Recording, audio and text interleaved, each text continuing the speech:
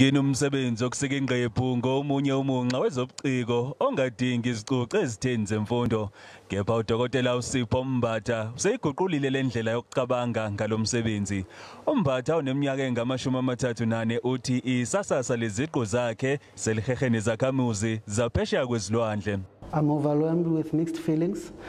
Partly, I'm joyful that I've managed to achieve this, even though my intention was just to qualify, be a doctor, and be able to contribute to this country.